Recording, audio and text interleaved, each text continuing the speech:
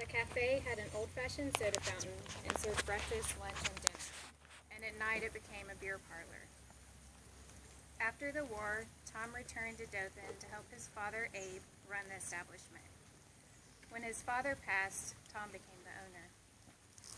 Tom met an English woman named Helen Cook and married her in 1940. They had their first child, a daughter, Tom A Saliba, on August 3rd, 1941.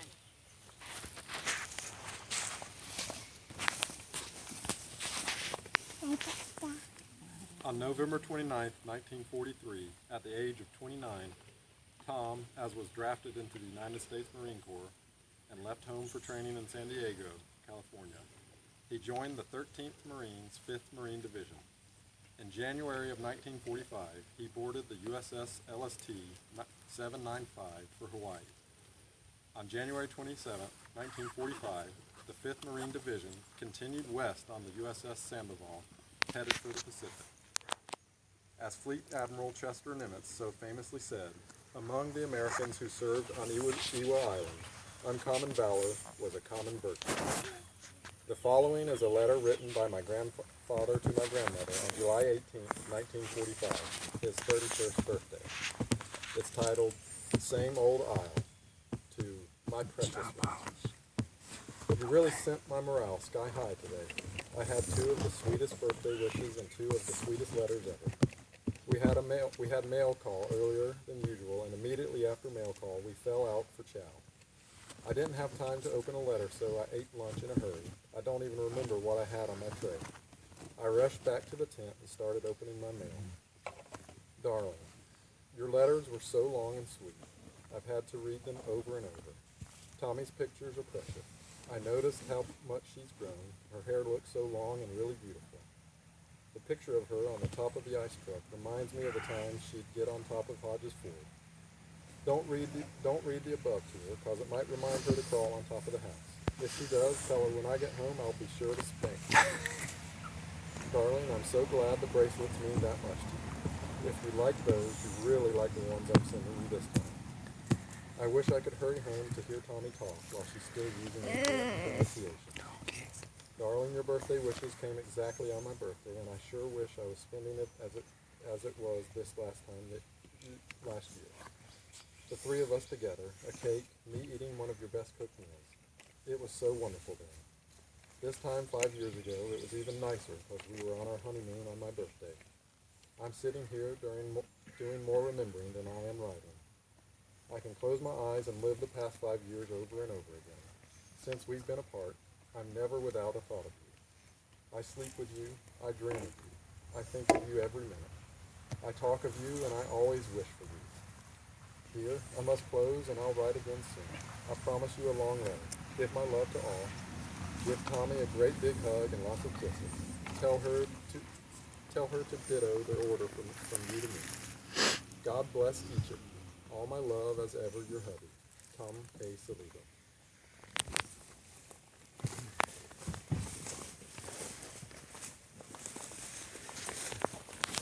In January of 1946, my grandfather left the Pacific headed for Camp Lejeune, North Carolina. He achieved the rank of corporal, and on January 14th was granted an honorable discharge at Camp Pendleton in Oceanside, California. Tom returned to life in Dothan, Alabama with his wife of 6 years and 4-year-old daughter, Tommy. Tom and his wife, Helen, lost 4 babies after he returned from war. Finally, they were able to have a son, Abe Emery Saliba, born on July 2nd, 1951. A male child was very important to a man in the Lebanese culture. Tragically, Tom's son Abe died in an automobile accident along with his 2 best friends shortly after high school graduation on June 10th, 1969. Although both Tom and Helen lived another 25 more years, Abe's death seemed to have started their decline. Helen's grief led to a nervous breakdown, and Tom's grief led to a brain hemorrhage that paralyzed his right side and stole his ability to speak. Thus, sadly, we grandkids never had a chance to hear any of his infamous war stories.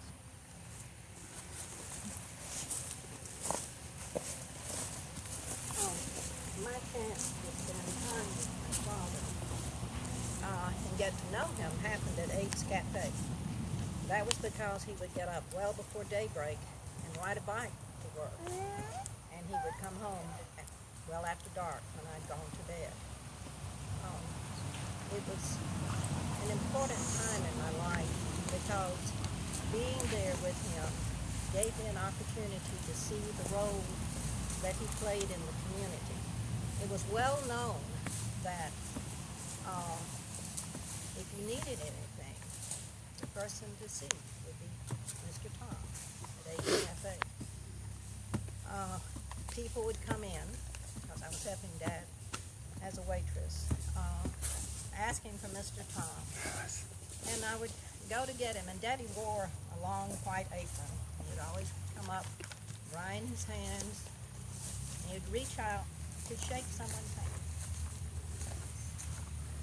And then he would support that shake with his left hand. I always felt Daddy was sending a message. And the message was, I'm here to help you. Yes. How can I support you? People would come in needing money, a roof over their head, or meals, or food to take home, or even a place to stay. We were often had visitors at night because Daddy would bring someone home. I graduated from high school in 1959. Living in South Alabama gave me a front row seat to the impact of segregation. One of my most vivid memories happened during the height of the civil rights movement. It was a busy lunch hour. We were packed. Tables needed to be bussed. Plates needed to be picked up and served. I had carried an order to a table up front, and I looked outside, and there was some young people that I knew were from the segregated Booker T. Washington High School, talking with people that I could tell were not from Dothan.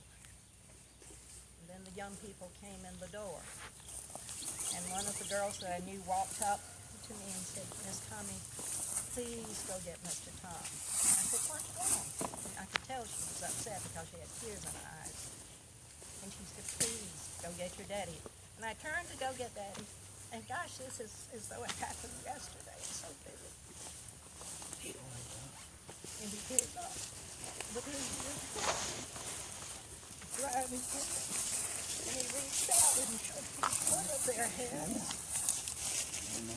He took a big, deep sigh, and he turned to me and he said, "Tommy, get a table ready so they can sit down to eat." Dead silence fell over the restaurant.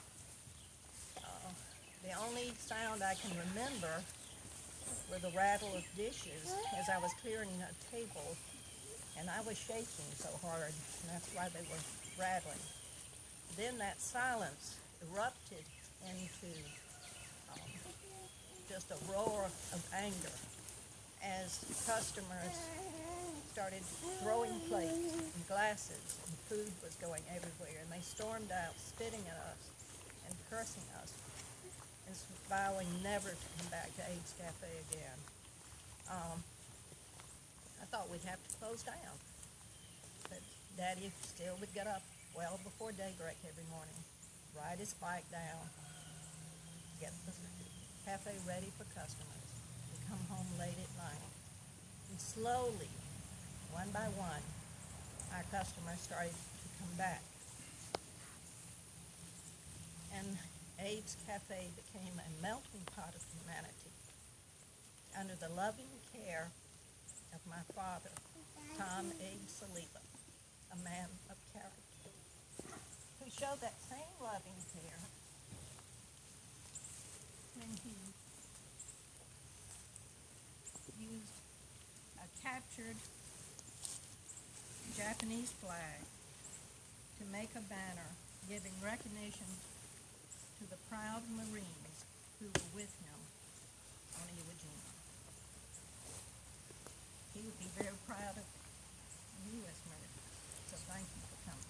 I do appreciate it. Right.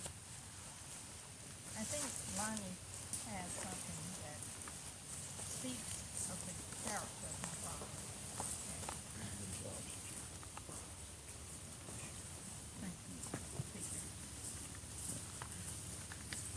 A Saliba family favorite quote.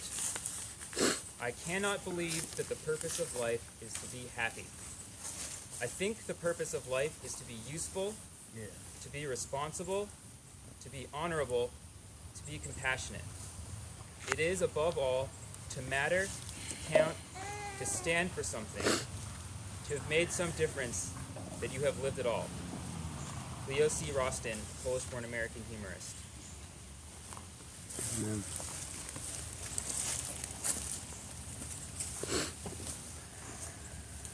It's going to be hard for me, as I'm sure it was for all of y'all. My mother told me when we were babies, Granddaddy would cradle us as grandkids for hours on end, all day long sometimes. And when she found him asleep, she would go and tap him on the shoulder, and he would wake up and he'd wink at her, and he would just hold that baby even closer than he had been holding it. My mother said the four of us grandkids gave my grandfather purpose again. Granddaddy was a kind-hearted, quiet soul. We kids never got to know him as others did, but we did get to spend many hours with him. As we grew older, we did our best to understand his limited speech and to follow his gentle orders, which always involved his left index finger. Instead of our names, he called us by our birth order, number 1, number 2, number 3, and number 4. I can remember spending many nights with him. He would rub my back until he thought I was asleep. And as a selfish 7 or 8-year-old, I had learned all I'd have to do is move just a bit, and he would wake back up and continue. I know Granddaddy loved us very much, but I can only hope he knew how much we loved him. On October 19th, 1995, Helen, whom we called Big Nanny, died from complications due to colon cancer. Granddaddy did not wait long. Broken-hearted, he went to join Big Nanny in heaven just 3 weeks later, on November 24th, 1995. Granddaddy, we've each thought fondly of you and grieved quietly for you in the nearly 20 years since you left us. We've gathered today to celebrate your birthday, to honor our gentle hero, and to express our great love and respect for you. Granddaddy, we will hold you close to our hearts forever, just as you hold us so close to yours.